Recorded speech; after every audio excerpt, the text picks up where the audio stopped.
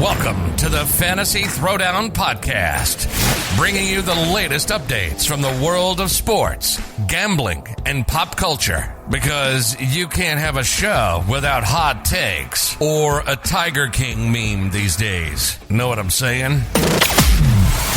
Now, with over 200 episodes and ready to get after it again, here's your host, Dwayne Callender.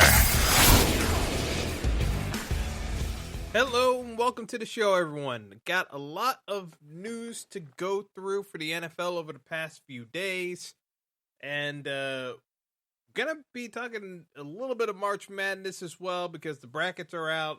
I'll go into a brief idea of what you should be thinking about for strategy this year, but obviously with everything that's been going on with the ongoing pandemic, this will be a completely different tournament than most of you are accustomed to seeing. So we'll talk about that a little bit and outline some of the ground rules, so to speak, of what the changes will be. But a number of items came up in the NFL over the past week and a half, and another bombshell today, but not really a bombshell because we kind of expected this just because of how poorly things broke down towards the end of the year. But Drew Brees officially announced his retirement today from the NFL after 20 years. It's Hall of Fame career. There's nothing else that can be said about Drew Brees. It has been a Hall of Fame career. The problem is that it probably should have ended 2 years earlier. But again, he had the ability to go out on his own terms. The Saints were going to allow him that fortitude based off of what he's meant to that franchise and the city of New Orleans. And, it played out in that fashion. So, with that being said, the Saints moved very quickly in announcing what the future of the franchise is by announcing a 4-year, $140 million extension for Taysom Hill. Now, at the outset, I started laughing hysterically over this because, frankly, Taysom Hill is not an NFL quarterback. He is an option QB playing quarterback and running a Wildcat system. I mean, this is a poor man's Tim Tebow. Point blank. He is going to be the worst starting QB in the NFL next season. I feel very confident in saying that. I mean, as much as I rag on Daniel Jones, Taysom Hill is going to be the worst starting NFL QB next year, including the rookies that are going to be coming out in the draft. Taysom Hill will be worse at the quarterback position than even the rookies starting out from the outset. So there's no getting around it. But, from the outset of the contract, you look at it and saying, why is a guy that is not necessarily a, even at the best case scenario, you could say is unproven. I think he's proven that he's not an NFL QB, but, be that as it may, why is the contract being extended with no true representation of what he could do full-time? Here's the reason why. The Saints were $16 million over the cap. NFL salary cap went down approximately $15.7 million down to $182.5 million, down from the $198.2 last year. Now, the reason why they're citing it, the 8% decrease, is because of COVID and the pandemic. Union reps will tell you that this is a ploy from the owners to suppress wages. But the fact of the matter is, with the salary cap decreasing this much, there's just been a spate of having to renegotiate multiple veteran deals with players to get teams back under the cap in the proper way. It's the reason why, the Steelers needed to renegotiate Ben Roethlisberger's deal in a certain way. Otherwise, they had no chance of getting themselves in a good spot.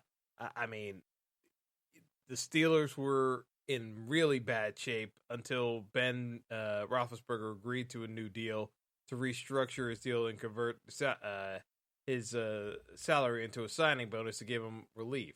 The Chiefs were in bad cap situation and cut both their starting tackles because they didn't have any funds for them, and had to restructure Patrick Mahomes' contract into becoming a mostly salary bonus deal and prorated. So, there is plenty of pain going around in the NFL circles because of the amount of cap that has to be shed off of rosters. Teams that are in the most precarious positions at the moment, namely the Packers, who also made a very bizarre signing, the aforementioned Saints, the Falcons, who have a decision to make about Matt Ryan amongst other players, the Eagles, who are in salary cap hell after the acrimonious divorce / trade of Carson Wentz, the Bears, and the Rams. Again, the Rams probably have the worst cap situation in the NFL, but, they made their bed with the Goff contract and now took on the Stafford contract to basically offload the Goff contract and remanage a few things, but they're still going to be shedding payroll. But, other teams are precariously close. The Giants, Lions, and the Steelers before Ben renegotiated that deal. So, there were a number of teams that had to do a significant amount of changes because they were going to be way over the cap.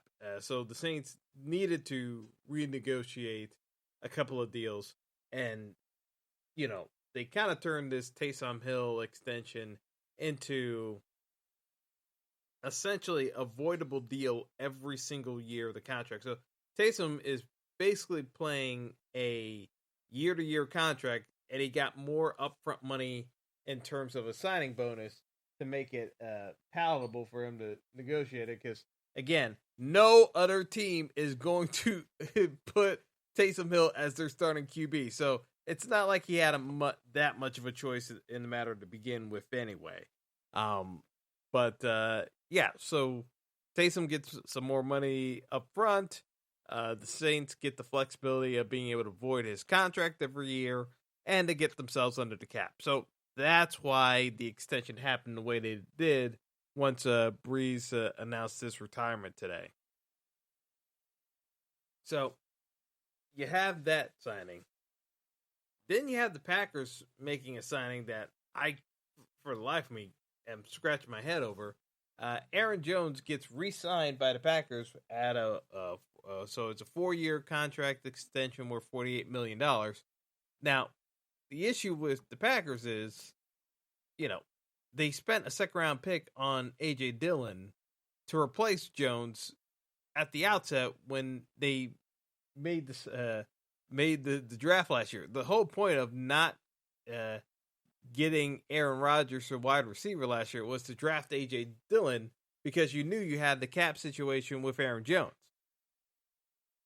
You play out this entire year with Dillon being the third string running back to Aaron Jones and Jamal Williams because, the thought process was you're grooming him to take over the job because Williams is a free agent. He's going to be gone. He's going to be too pricey. And Jones, you're going to let go in free agency because it was going to be too expensive to, even though Jones is only 26, re-signing running backs to long-term deals has not proven to be a viable strategy for NFL teams given the volatility of the position and how easily players get hurt. I mean, the Ezekiel Elliott situation is the most recent example of these long-term running back contract deals blowing up on teams. Yet, the Packers re-signed Jones.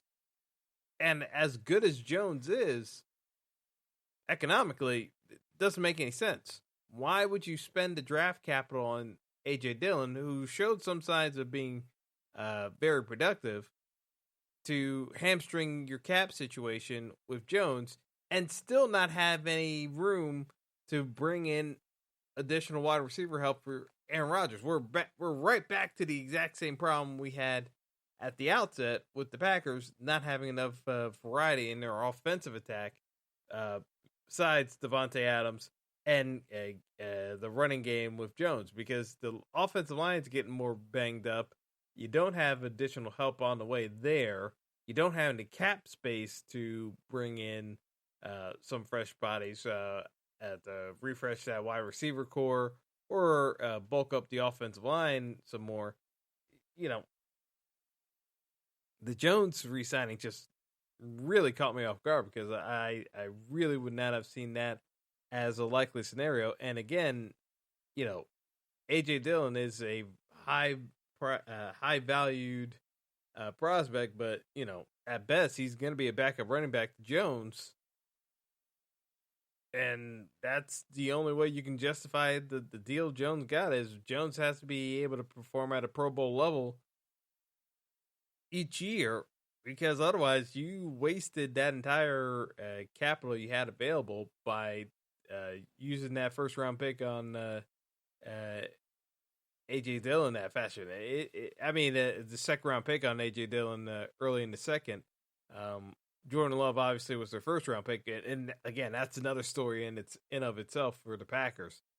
You know, just a lot of pieces not being used at the moment, and now you've committed yourself to a flawed offensive strategy that doesn't necessarily benefit Aaron Rodgers once he goes up against elite competition. So, very curious there for the Packers, but still not the worst personnel decision I saw over the past week.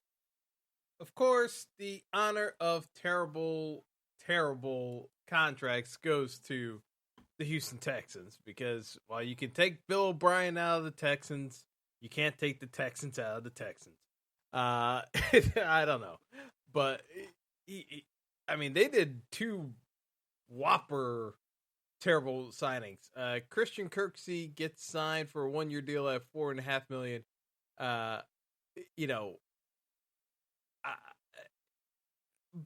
Backup linebackers should not be at the top of your priorities, especially at $4 million for a backup linebacker. Is bonkers. I don't even know. I don't even know. I had to look him up on the available linebacker list just to see where he might have been ranked, because he was so low on the list. But yeah, he was ranked the 32nd best linebacker amongst free agents. Not in the league. Amongst free agents in the league. Ranked 32nd. So there were many, many, many other options available that the Texans passed on. But yeah, that's what we got. It's a very interesting decision point made there by the Texans. But yeah, that's where we're at the moment. And, by all accounts, there really isn't much else to say about it other than it's a terrible signing. But yeah, and about $2 million too much. But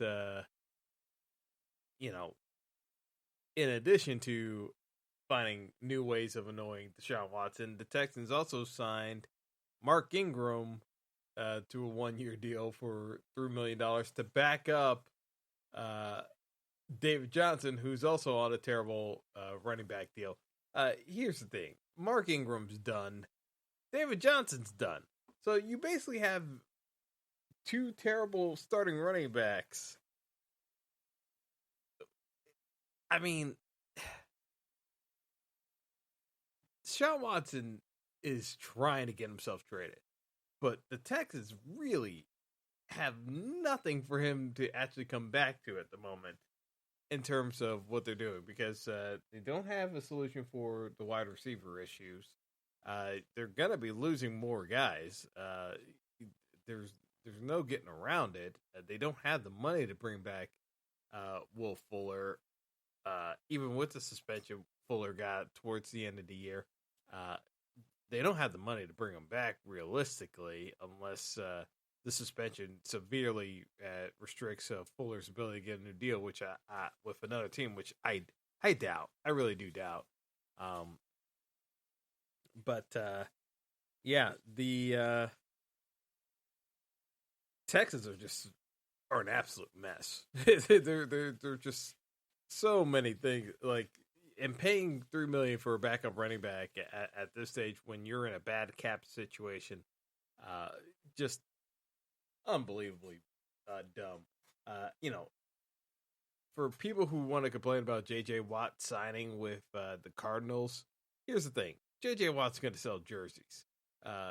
Even if he doesn't do that much incrementally to make the Cardinals all that much better, which I disagree with. I think Watt provides ample pass rush, gives you backup cover in case Chandler Jones picks up another injury, because the Cardinals defense self-destructed once Chandler Jones got hurt. When Jones was healthy, the Cardinals defense was lethal, and I think when you combine Watt and Jones together as a pass rushing threat, I think they're going to be very disruptive to Seattle. If Russell Wilson stays there, that's another topic, talking point that I'm not even going to be able to get to in great detail. Obviously the Rams in transition with Stafford, and then you got the 49ers that were trying to trade Garoppolo to New England, but maybe that's fallen through because Cam Newton re-signed with the Patriots, to everyone's surprise. There's just a lot of very, very strange things going on, but I like the Watt signing with the Cardinals just because, hey, it keeps them relevant. They're going to be in prime time. They're going to sell a bunch of jerseys. If anyone who's actually expecting Cliff Kingsbury to lead Arizona to deep stages in the playoffs, I got a bridge to sell them.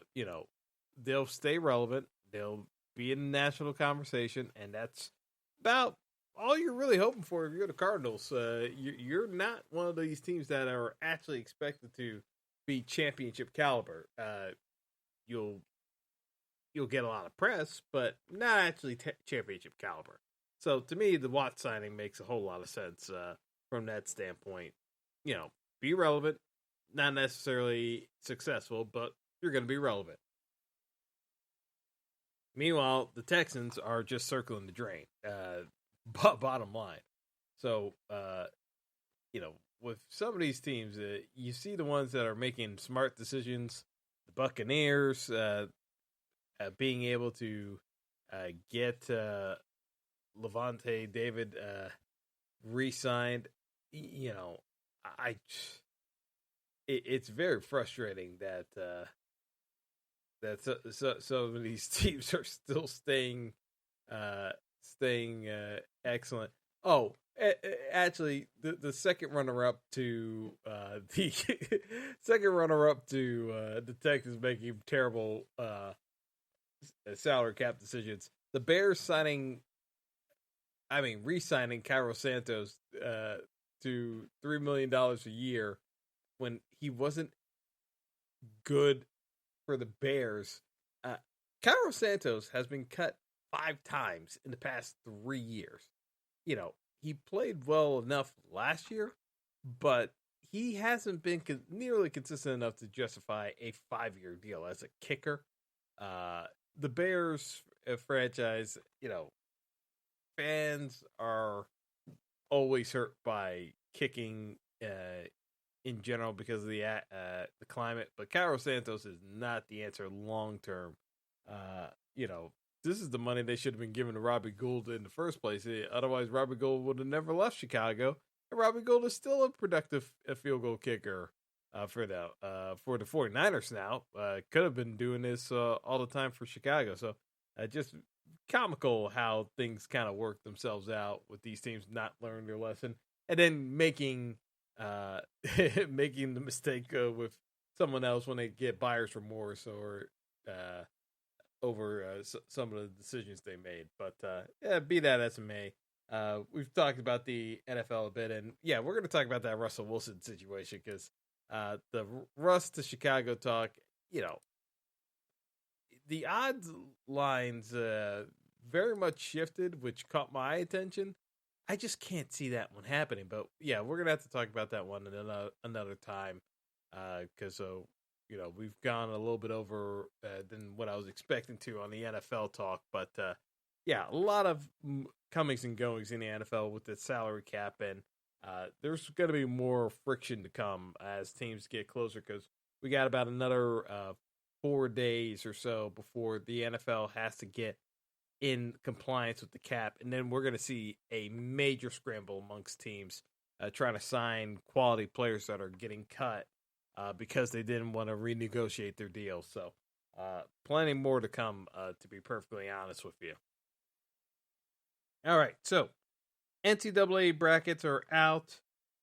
I'm still waiting another few days because of the situation with the pandemic. Now, in order to qualify for the tournament, beyond just getting selected by the committee, you also have to have 7 days of negative tests in a row amongst the players on the team. So we still have some teams that still haven't quite passed that barrier yet. Like you got the Kansases of the world. There were a couple other squads that pulled themselves out, as well of conference tournaments. Just to be on the safe side. So, I have to say that, with the NCAA tournament shifting to a bubble format with the games all being in Indianapolis, it basically kind of turns into a no home court advantage. You got no domes. Technically there is going to be one domed arena, but that's going to be in the later rounds. But by and large, there's not going to be any of these major atmosphere events with fans, or it's going to be limited fans. You're not going to have that same atmosphere of what you typically see in the NCAA tournament, where obviously there's going to be pressure, but usually you would get more influence with fans kind of weighing on referees, the emotion of the crowd, kind of getting behind an underdog, kind of pushing them on. Teams getting a little bit tight. You're not going to get that same level of atmospheric pressure that you would see with certain fields, especially when in certain regions you got fans being able to travel and really boost up the numbers depending on how close a fan base is to a particular region to travel. So I think this is going to be one of the more neutral type events, and it's actually going to favor more upsets, in my opinion. So it's going to be a little bit different approach than I would normally be comfortable with, because the way I would tell most of you, and for those of you who listen to the past editions of the podcast where I kind of cover strategies for March Madness, I would always prefer an option of the smaller your field for an NCAA bracket tournament. And by small field, I mean anything under 30 brackets. You should be more conservative. You should be picking less upsets in your bracket. Realistically, even if it's only 1 or 2 per region, going chalk is not a bad idea when it's a small bracket. The problem that I see with, by and large, with folks is they go too crazy on calling upsets in all the early rounds, that, when those upsets don't pan out and some of those favorites keep going through and rolling through, you will never catch up the points to make up the difference. So too many folks get caught up with making the upset picks in the early rounds.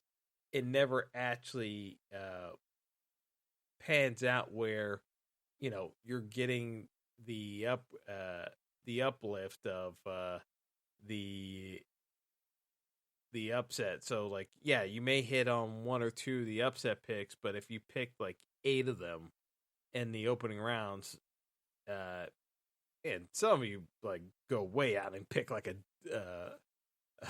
like a more than a dozen upsets in the opening rounds, like, it just doesn't work out that way, to be honest. Now, be that as it may, this is most years. This year, I think you could get a little bit more aggressive making picks for upsets because of the neutral court. You're going to see some teams not necessarily pick it up as well as they should. And as I said, not having the large crowds, it actually favors some of the smaller schools that aren't used to having that many people, watching their game, like really big crowds that you would see on nationally broadcast TV with some of these other larger conferences. So, I think it does play more into the hands of upsets earlier on. Now, again, I wouldn't go too crazy over it because, as I said, you're looking for the getting all 4 of your final 4 picks in. So you don't want to go too crazy, because if you got too much of a random team going all the way and it doesn't pan out, you're not going to make back up those points because too many other people are going to be a little bit more consistent with the chalk picks, and they're going to rack up points, and you're not going to be able to make up the deficit. So you really need to have a lot of chaos if you're picking a ton of upsets, and hope that you pick enough of them. But more often than not, it really does behoove you to stay a little bit more conservative. Now, as I say that, because of the neutral sites, it kind of throws things off from what we're used to saying, because some of the regions you don't have the home field advantage. You don't get nearly as much of a benefit with some of these groups. So I do have to say that it does turn into a little bit more of a guessing game on some of these tournament sites. And from that regard, I think you can get a little bit more creative with the picks this year. Now, like I said, I wouldn't go too far overboard, and that's where,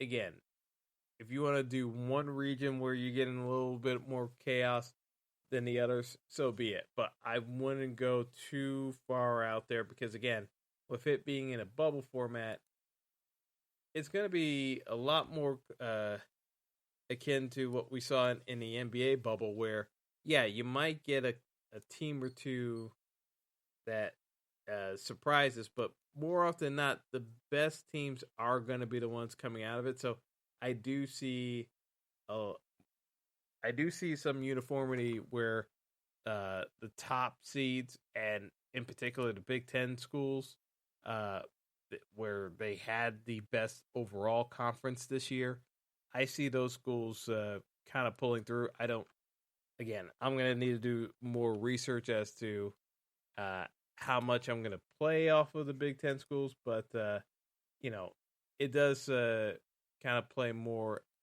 in my opinion, into having a few more upsets than usual earlier on, but we're still going to be seeing a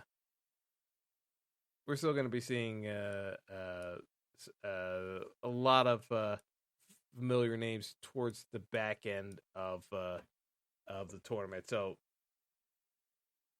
like I said, not going to go too crazy with picks, but I think you can go a little bit more aggressive with upsets than usual. It's just that most people usually go overboard, so it's like whatever you're thinking about doing, dial it back at that, and that's probably where you should be going with it, rather than going all upsets, because that's where you get yourself into trouble. So that's where we're going to leave things off for now. We'll talk a little bit more as we go into a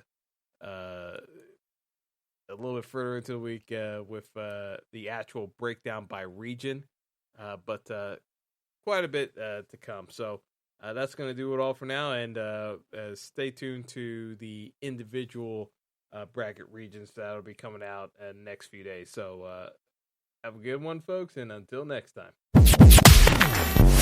Thanks for listening to the Fantasy Throwdown Podcast. Be sure to like and subscribe to the show on Apple Podcasts, Google Podcasts, and all other major outlets.